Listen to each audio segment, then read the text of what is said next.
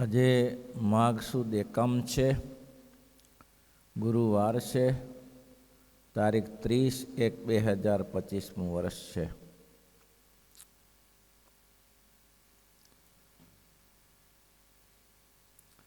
પ્રશ્ન સુરા ખાચરનો છે. સુરા ખાચરે પ્રશ્ન પૂછ્યો કે મહારાજ, એવું લખ્યું છે કે 71 પર્યાનો ઉદ્ધાર થાય છે, પણ જેના કુટુંબમાં તો કુસંગી હોય, અપશબ્દ બોલતા હોય, તેનું કલ્યાણ કેમ થાય? એને તો સત્કર્મ કર્યા નથી. એટલે મહારાજ કે તમને શંકા છે, તો શંકા એ નહીં, પણ એના કર્મની શંકા છે. એને એવા કોઈ કર્મ કર્યા નથી કે ભગવાનના ધામમાં જઈ શકે. પછી મહારાજે વિગતવાર બધું કહ્યું છે. આપણે પણ કાલે ઘણી વાત કરી છે.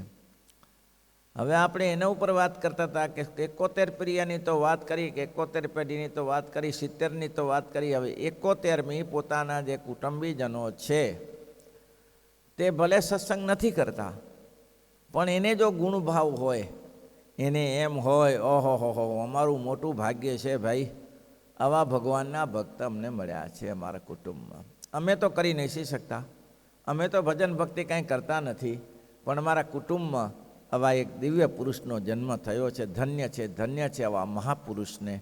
આવો જો ગુણ લે અને મહારાજ કે એના વચનમાં વિશ્વાસ રાખે, ભજન ભક્તિ ઓછું કરે, પડી કહે તે પ્રમાણે કરવા લાગી જાય, જે કંઈ વચન કહે તેને સત્ય માને, તો ક્યારે પણ એની અધોગત એ જ જન્મે મહારાજ કે મોક્ષ ગતિને પામી જાય છે. કેવી રીતે એનું કલ્યાણ થાય છે? જેમ કે કર્દમ ઋષિનું જેમ દેવહૂતિનું કલ્યાણ કર્યું, અને સૌભરીએ જેમ પોતાસે માંધાતાની 50 દીકરીઓનું કલ્યાણ કર્યું, એની સાથે આનું 50 એનું કલ્યાણ થઈ ગયું. એવી રીતે જો આવી રીતે સમજી શકે, અને એટલા માટે કહ્યું 10મા વચનામૃતમાં કે નિત્ય 5 ખાસણા મારે, જૂતા મારે, તોય પણ એનો સંગ છોડે નહીં, છોડે નહીં. કેવી રીતે? આફ્રિકામાં ગોલા પદ્ધતિ હતી. એ ગોલાને ક્યાંકથી જંગલમાંથી પકડી લાવે, અને પછી હરાજી થાય, અને એને હરાજી થયા પછી એને ગમે તેની પાસે એના પૈસા વધારે આપીને સોંપવામાં આવે. હવે એ જેમ એને કામ આખો દિવસ કરાવે, અને સૂકો પૂકો રોટલો નાખે, અને ઓટલા ઉપર સૂઈ રહે, ઠંડી ગરમી જે હોતી હોય તે. પછી સરકારે નિયમ કર્યો કે કોઈ ગુલા રાખી શકશે નહીં. પછી એને કાઢે તો એ જાય ક્યાં? ફરીને પાછો ત્યાં જ આવે, ફરીને પાછો ત્યાં જ આવે, જાય ક્યાં? એવી આતુરતા. જેમ કે ગાયનું વાછરડું હોય, અને ગાયના વાછરડાને હજી ઘાસ ખાવાની આદત નથી, ઘાસ ખાવાનું હજી પ્રેક્ટિસ નથી, એ માના દૂધ ઉપર જ છે. એને માં લાતો મારે છતાંય પણ એ દૂર જઈ શકે નહીં, કેમ કે એને તો આશરો એક જ એમનો જ છે. એમનો આશરો છે, દૂધ સિવાય એને ચાલે એવું નથી. ગમે એટલી લાતો મારે, પણ માને છોડીને ક્યાંય જાય નહીં. આ ઇતિહાસ વિચારવા જેવો. 5 લાતો આવી રીતે મારે, જૂતા મારે, તોય પણ જાય નહીં. સંપ્રદાયમાં ઈસુદાન ગઢવીનો ઇતિહાસ પ્રસિદ્ધ છે. ઘણા સમય પહેલાં મેં કહ્યો હતો, આજે મને યાદ આવ્યો, મેં કીધું કહી દઉં. ઈસુદાન ગઢવી બહુ સારા ખ્યાતનામ કવિ હતા. એની 21 વર્ષની ઉંમરે તો એને દુનિયાભરને આખા પોતાના કવિત્વથી એનું પુસ્તક પણ મળે છે. દુનિયાભરને જીતી લીધા હતા. આવા ઈસુદાન ગઢવી મહાબળવાન બળિયા હતા. હવે એને થયું શું? એને 20 વર્ષમાં લગ્ન કર્યા, અને લગ્ન કરતાની સાથે જ 21 વર્ષે એના પત્નીનું મૃત્યુ થઈ ગયું. આહા, બહુ દુઃખી થઈ ગયા, બહુ દુઃખી થઈ ગયા. નવા લગ્ન, અને 6 જ મહિનામાં લગ્ન કર્યા પછી એનું મૃત્યુ થયું. તે બહુ દુઃખી થઈ ગયા. આટલા મોટા કવિ મહારાજ કહે ને કે પ્રકૃતિ વિકૃતિ જાય તે નહીં ઉત્તમા નામ. પ્રકૃતિ છોડવી બહુ કઠિન છે, આ સમાજ છોડી દેવો કઠિન છે. એટલા દુઃખી થઈ ગયા કે પોતે હવે મરવાની તૈયારી કરે છે કે હું ક્યાંક મરી જાઉં આત્મહત્યા કરીને, પત્ની વગર શું કરીશ એમ. બિલકુલ બેબાકડા થઈ ગયા, કંઈ ખબર ના પડે શું કરે છે શું નહીં કરતા. એના કાકાને થયું કે આ તો ઈસુ મરી જશે, આમને એમ ગાંડો થઈ જશે. ગાંડો થઈ ગયા પછી આની કવિત્વનું શું?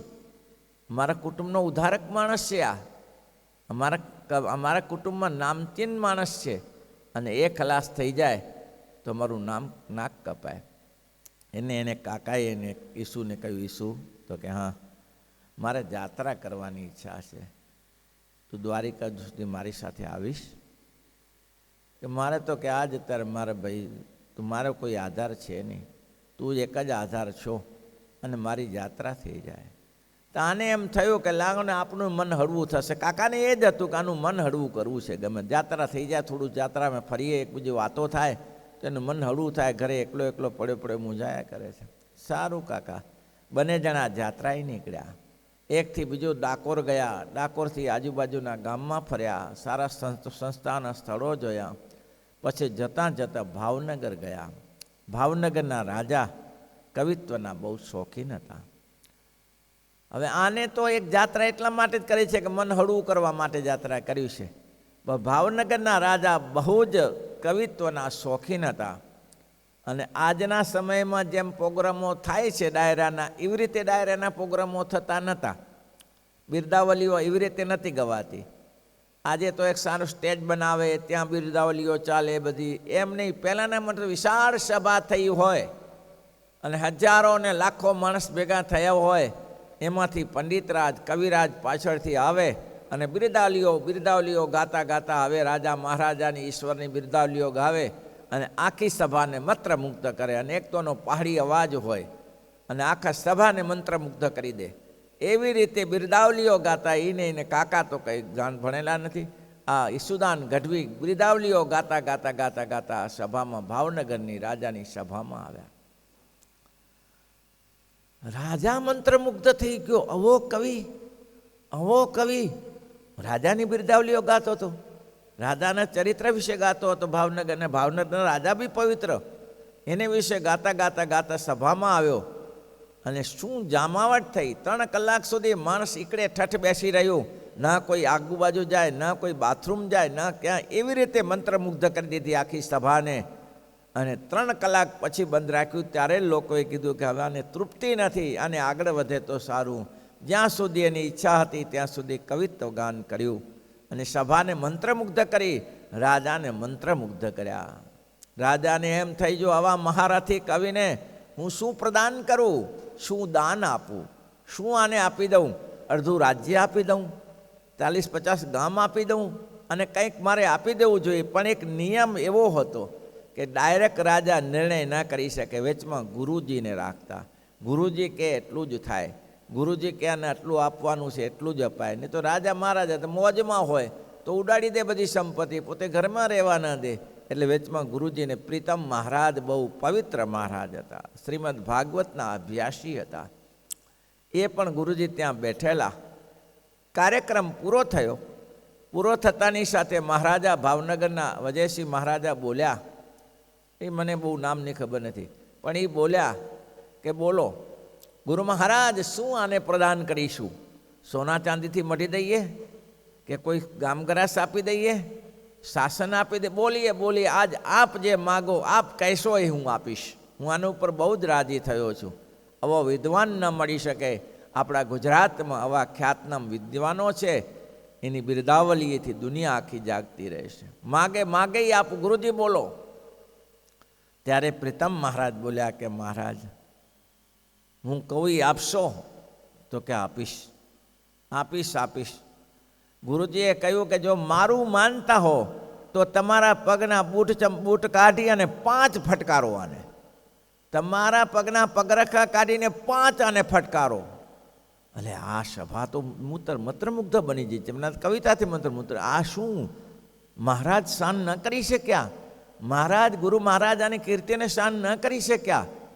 ઓહો, અરે સભા છિનભિન થઈ ગઈ. આ સભામાં બેસાય નહીં. આ સભામાં બેસીએ તો પાપ લાગે. આવી રીતે ઈર્ષા જેલસા, આવી રીતે આટલા સુંદર કવિને અપનાવવાને બદલે હવે આપશબ્દ બોલ્યા કે જૂતા કાઢીને 5 વાર માથામાં મારવાને. સભા તો છિનભિન થઈ ગઈ. મહારાજા ચાલ્યા ગયા, પણ ગુરુ મહારાજ પણ ચાલ્યા ગયા પોતાના ઘરે. ઈસુદાન ગઢવીને એમ થયું કે આ મારું શાન ન કરી શક્યો. શસ્ત્રધારી હતા બારોટો બધા, કે છોડું ના, ગઢવી શું તો શું, તરવાર હાથમાં, માથું ઉડાડી દઉં આજે. એનું માથું ઉડાડવા માટે પાછળ પડ્યો. અને પાછળ જતાં પ્રીતમ મહારાજ તો દેખાણા નહીં, પણ એનું ઘર પૂછી લીધું. ઘર ક્યાં છે? હવે પ્રીતમ મહારાજ જાય એના કરતાં ઈસુદાન ગઢવી એના ઘરમાં પહેલાં પેસી ગયા. પેસી તો ગયા, પણ જોયું તો ખબર પડી કે પ્રીતમ મહારાજ નથી આવ્યા, ગોર મહારાજ અહીંયા આવ્યા નથી, ગુરુજી નથી આવ્યા. એની હત્યા કેવી રીતે કરવી? એક બાજુ પેસી ગયા, તુલસી કેરો હતો, એની પાછળ સંતાઈ ગયા, જગ્યા સારી હશે, અને નક્કી કર્યું આવે એટલે ગરદન કાપી નાખું, ઉડાડી નાખું, ઉડાડી દઉં અત્યારે અત્યારે, કોણ કેનાર છે, રાજા મારી સાથે છે. હવે થયું શું, એ સભામાં એના ગુરુ મહારાજના પત્ની પણ સાથે હતા. એને પણ સારું ન લાગ્યું કે આ બહુ ખરાબ કહેવાય, બહુ જ ખરાબ કહેવાય, મારા પતિની નાપોશી કહેવાય, આટલી અહિષ્ણુતા ન હોવી જોઈએ. એટલે એને કીધું કે આજે તો ઘરમાં પેસવા ન દઉં. ઘરમાં પેસે તો વાત છે ને, કે આજે ઘરમાં જ ના પેસવા દઉં. અને ભાઈ સાહેબ દરવાજો બંધ કરી દીધો. હવે આ ઈસુદાન કે આ તો ઉપાધિ થઈ, હું જેની રાહ જોઈને બેઠો, દરવાજો બંધ થઈ ગયો, હવે એને પતાવો કેવી રીતે? અને તેમાં મહારાજ ફરતા ફરતા આવ્યા ત્યાંથી, દરવાજો ખટખટાવ્યો, દરવાજો ખોલો, નહીં ખોલે દરવાજો. એટલે આ દેવી શું થયું પણ નહીં ખોલે, નહીં ખોલે. શું થયું એ તમને ખબર નહીં? સભામાં શું કરીને આવ્યા છો? હજારો માણસની વચ્ચે માન કર્યું છે, દરવાજો નહીં ખોલે, થાય કરી લેજો. એટલે પણ ખોલતો વાત કરું, નહીં ખોલે દરવાજો, દરવાજો નહીં ખોલે. ઓહો હો હો. એટલે આ દેવી, દુનિયા તો મને ન સમજી શકે, તું મને ન સમજી શકે, મેં શેના માટે આ કર્યું હશે?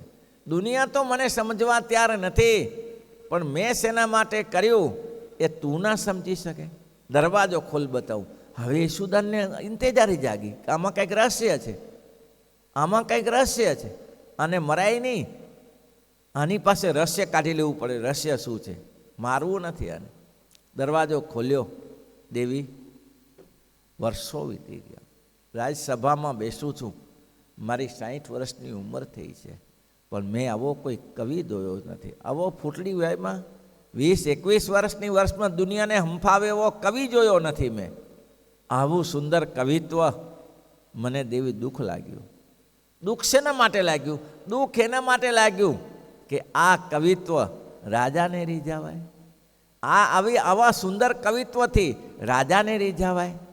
આવું કવિત્વ જો રાજાને રીઝાવા કરતાં જો ડાકોરના ઠાકોરને રીઝાવે તો ડાકોરનો ઠાકર એને સામે દોડીને આવે. જો ડાકોરના ઠાકોરને રીઝાવે તો ડાકોરનો ઠાકર એને સામે દોડીને આવે. આ કવિત્વની આ ખોટી ગેલસા કરવાની, ખોટો દુરુપયોગ કરવાનો કવિત્વનો. રાજા મહારાજ આવી શક્તિ ભગવાને આપી હોય તો કોઈ વિરલા પુરુષને ભારતમાં આખા 1-2 પુરુષને આપી હોય, આવી શક્તિનો દુરુપયોગ કરે છે આ માણસ. એનું મને મહા દુઃખ થયું. બોલો, હજી દેવી સમય ચાલ્યો ગયો નથી, હજી સમય ચાલ્યો ગયો નથી. જુવાન છે, જો એ જુવાનીઓ મારી પાસે આવે અને મારી પાસે જો 4 મહિના બેસે તો હું બધું આખું શ્રીમદ ભાગવતનું જ્ઞાન આપું અને ઠાકોરને રાજી કરતા શીખાડી દઉં. આ કવિત્વ આમાં ન વપરાય. બોલો, જુવાનીઓ તુલસી કર્યા સંતાડો, તરત આવીને ગુરુજીને પગે પડ્યો, ગુરુજી મેં તો મારવાની તમારી માટે ગેલછા કરી હતી, મારા અપરાધને ક્ષમા કરો. કે કોઈ ચિંતા નહીં, હજી કાંઈ મોડું થયું નથી, તું આવી ગયો એ જ સદભાગ્ય છે તારું. તું અહીંયા આવી ગયો ને, મળી ગયો ને, એ જ તારું મોટું ભાગ્ય છે. આવી જા, આવી જા, બેસી જા, બેસી જા. અને 4 મહિના બેસાડ્યો, શ્રીમદ ભાગવતનો અભ્યાસ કરાવ્યો. અને અભ્યાસ કરાવ્યા પછી એમ કહેવાય છે કે પુસ્તક એને જે અભ્યાસ કર્યો એ પોતે જાતે લખ્યું. જે ઈસુદાન ગઢવી, એનું નામ હરિવંશ પુસ્તક લખ્યું. એને હરિવંશ પુસ્તક લખી અને એ અહીંયા કને આપણે છોકરા અહીંયા પહેલાં અહીંયા કને 2 છોકરા ભણ્યા અહીંયા જ છે, આપણે ત્યાં જ ભણ્યા છે, અહીંયા જ રહેતા હતા. એનું હેબતપુર બાજુના છે, ત્યાંના જે. તો કહે છે ના, ઈસુદાન ગઢવી રાજસ્થાની, સોરી મારી ભૂલ થાય, નહીં એના જ હશે લગભગ, એ જ હશે, એ જ બરાબર. તો એને કીધું કે ભાઈ ભણ્યા પછી હરિવંશ ગ્રંથ લખ્યો. આજે મળે છે, હરિવંશ ગ્રંથ મળે છે કવિત્વમાં. આપણે બહુ સમજણ ના પડે, મેં વાંચ્યો પણ મને બહુ સમજણ નહીં પડતી. કવિત્વનો ગ્રંથ છે. અને એ હરિવંશ ગ્રંથ પહેલાં તો પાનાકાર હતા, પાના હતા પહેલાં તો. એ પાના લઈને થપી જે પાનાનું પુસ્તક બનાવ્યું અને સરસ મજાના દુપટ્ટામાં બાંધી અને એ ચાલતો ચાલતો ડાકોર જાય છે, ભગવાનને રાજી કરવા છે. બસ હવે તો આ જ કરી લેવું છે. આ આ 5 જૂતાથી કામ થઈ જાય ભાઈ. 5 જૂતા સહન કરવાની તૈયારી હોય તો કામ થઈ જાય. એના આશીર્વાદ એવા મળે. એટલે કે છે કે એના સંબંધીઓ એની સાથે એવી રીતે હેત રાખે કે આપણા કુળમાં આવો થયો, એ જે કહેશે તે કરીશું. જે કહેશે, આપણે બીજું કરી શકતા નથી. ભજન ભક્તિ તો કંઈ કરતા નથી, એ તો આપણામાં તાકાત નથી. પણ એ જે કહેશે એ આપણે કરીશું. જે કહેશે એ જેમ રાજી થાય તેમ આપણે કરવું છે. આટલું આપણે કરી શકીએ. જો આટલો ગુણ મનાઈ જાય તો મહારાજ કે એ દેહને અંતે જેવું, આ જેમ કરદમ ઋષિએ પોતાના પત્નીનું કલ્યાણ કર્યું અને જેમ સૌભરીએ પોતાની 50 કન્યા માનધાતાનું કલ્યાણ કર્યું, એવી રીતે એ કલ્યાણ કરી શકે છે. એની હારે કલ્યાણ થઈ જાય, એના જેવું જ કલ્યાણ થઈ જાય. એ અક્ષરધામનો અધિકારી થાય તો આ અક્ષરધામ કેમ? એને ગુણ છે, એને એની સાથે ગુણ છે.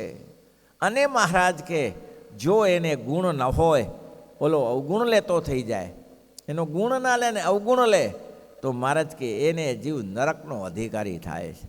કોઈ જગ્યાએ સારી ગતિ એની થતી નથી. કેમ? આવા મહાપુરુષનો મહારાજ કે દમણ છે એમાં જીવ નથી. દમણ જીવ વગરની છે, પણ લોખંડને બાળી નાખે છે, ભૂકો કરી નાખે, પાણી કરી નાખે છે લોખંડને. તેવી રીતે વિના શ્વાસે આના સુકૃતોને બાળી નાખે છે, જેને અવગુણ લે છે. અને એ જીવ નરકનો અધિકારી બને છે. એ જીવ નરકનો અધિકારી બને છે. અને એના હવે ત્રીજા પ્રકારનો ભક્ત, એક તો ભગવાનના ધામમાં ચાલ્યો જાય. બીજા પ્રકારનો ભગવાન, એ બીજા પ્રકારનો ભક્ત છે, એ જમપુરીનો અધિકારી છે. એના માટે બીજો કોઈ ઉપાય નથી. ત્રીજા નંબરનો ભક્ત છે કે એની સાથે દ્વેષભાવે નથી, એનો ગુણ એ નથી તો ગુણ કે નથી અવગુણ, પણ એટલું સમજે છે. શું સમજે છે? આપણા કુટુંબમાં જન્મ્યો છે, આપણા કુટુંબમાં છે, સારા માણસ, થોડો ગુણ છે પણ લગભગ ગુણે નહીં ને કોઈ અવગુણે નહીં, તટસ્થપણું છે. તો કે એનું શું થાય? એનો 71 પેરાનો ધર કરવાનું કહ્યું તો એનું કાંઈક તો થવું જોઈએ ને. તો કે છે કે એવો જીવ છે, કંઈક સત્કર્મ કરતો નથી અને થોડું ઘણું સત્કર્મ કર્યું છે, એના કારણે એ જીવ નરકનો અધિકારી છે. કારણ કે કંઈ એનો ગુણ જ લીધો નહીં, તો એ નરકનો અધિકારી છે. પોતાના કર્મ ભોગી અને જે કંઈ સત્કર્મ કર્યું છે, પોતે સત્કર્મ તો કરે છે. અહીંયા પાછો એને સત્કર્મ કર્યું છે, એનું ફળ મળે અને આ પાછો પૃથ્વી ઉપર આવે. અને પૃથ્વી ઉપર આવીને એનો જે કુટુંબ એટલું માન્યું હતું ને, એને એટલું બીજું કાંઈ માન્યું નહોતું કે આપણા કુટુંબમાં છે, એટલું માન્યું હતું. તો પાછો એ સત્કર્મને આધારે એને સારો જન્મ મળે. જે સત્કર્મ કર્યું તેને એ જન્મને આધારે પાછો એ જીવ ભગવાનના ધામમાં સત્કર્મ કરે તો પાછું એ સત્કર્મને આધારે મનુષ્ય જન્મ તો મળ્યો, સારો જન્મ મળ્યો, પણ એને સત્કર્મને આધારે પછી ભગવાનનું પાછું ભજન કરતો થાય તો ભગવાનના ધામનો અધિકારી થઈ જાય. ઈસુદાન ગઢવી એ પુસ્તક લઈ એકલો જ અટવાયો, ડાકોર પાસે આવ્યો, ડાકોરના મંદિરમાં ગયો. અખંડ હરિસ્મૃતિ છે ઠાકોરજીની, પોતે કવિ છે, અખંડ ભગવાનની સ્મૃતિની સાથે આવે છે. તો ડાકોરના સાકોર પાસે ગયો અને એમ કહેવાય છે કે ઈસુદાન ગઢવી એક પગથિયું ચડે અને ડાકોરનો ઠાકોર એક પગથિયું ઉતરે.